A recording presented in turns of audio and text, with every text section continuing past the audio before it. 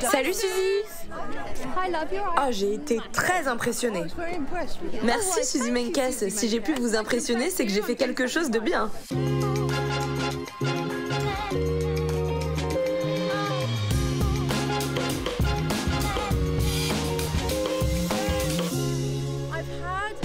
À ma gauche, la plume la plus brillante du journalisme de mode, Suzy Menkes. À ma droite, Stella McCartney, la styliste la plus engagée dans le combat pour une mode propre. Son défilé été 2024, un marché où elle présente et vend les 95% de matériaux éco-responsables utilisés pour réaliser la collection. Est-ce que les gens vous suivent? Nous tous ici, nous pensons qu'il faut faire quelque chose, comme je ne devrais pas gaspiller mon argent à acheter trop de vêtements, oui. Mais est-ce que nous le faisons? C'est ça que je vous demande. La prochaine génération le fait déjà, et je pense que c'est un lien très fort qui unit les générations. Alors est-ce que vous le faites? Là, on est au cœur du débat. Faites ce que vous pouvez avec ce que vous avez. Nous ne sommes pas ici pour vous culpabiliser de ne pas faire les choses à 100%. Un petit rien, c'est mieux que rien du tout. Faites des rencontres, renseignez-vous. Essayez de prendre une gourde avec vous la prochaine fois que vous sortez. Et prenez un sac quand vous faites les courses. Et essayez de consommer moins de mode, parce que nous savons que nous n'en avons pas réellement besoin.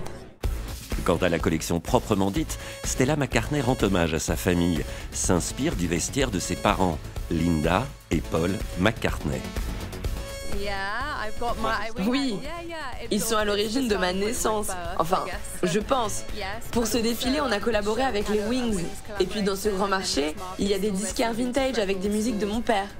Et puis il y a l'entreprise alimentaire de ma mère. Elle l'a fondée en 1991. C'est une marque végétarienne. Réunir sa famille, c'est la chose la plus importante au monde. Et dans la mode, on est aussi une grande famille, non ? La grande famille mode et musique se déploie également dans des atmosphères plus feutrées.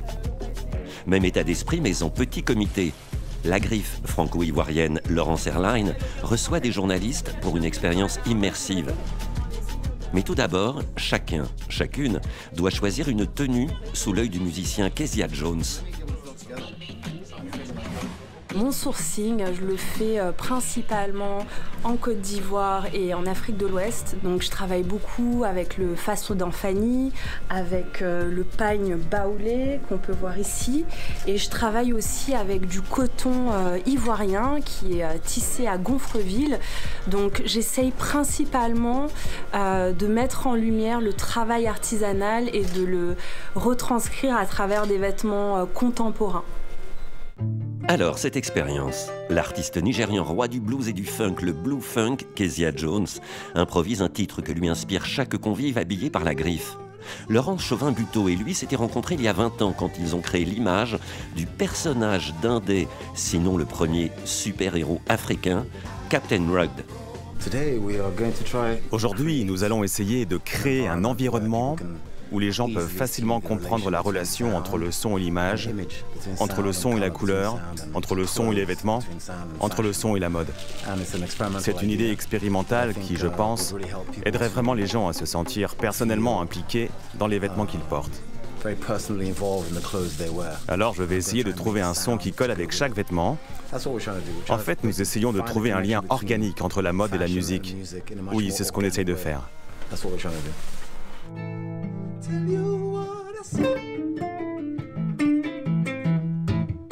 Continuons les expériences, perchés sur le toit du monde. C'est extrêmement confortable, on dirait pas, mais ça tient bien, c'est bien posé, ça ne bouge pas et tout le look entier est véritablement confortable. Pour le coup, j'ai de la chance.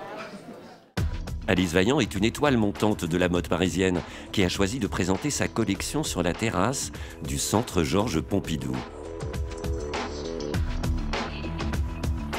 Il y a cette identité très forte de protéger les femmes comme ça, avec des vêtements de guerrière pratiquement, et d'accentuer cette fragilité intérieure. Donc il y a une dualité, il y a une compréhension de l'époque, il y a une grande sensibilité au upcycling. Elle est vaillante et c'est vraiment un grand talent. Je garde toujours ce côté très féminin et très sexy qui est super important pour moi parce que j'ai vraiment envie que les femmes se sentent bien dans leurs vêtements et soient fières aussi quand elles sont dans leurs vêtements. Voilà. La fierté, un sentiment qui anime toute l'équipe et les proches de Lilia Litkovska. Aujourd'hui installée à Paris, elle se bat pour, à travers sa mode, faire vivre le patrimoine culturel et l'identité de son pays natal, l'Ukraine.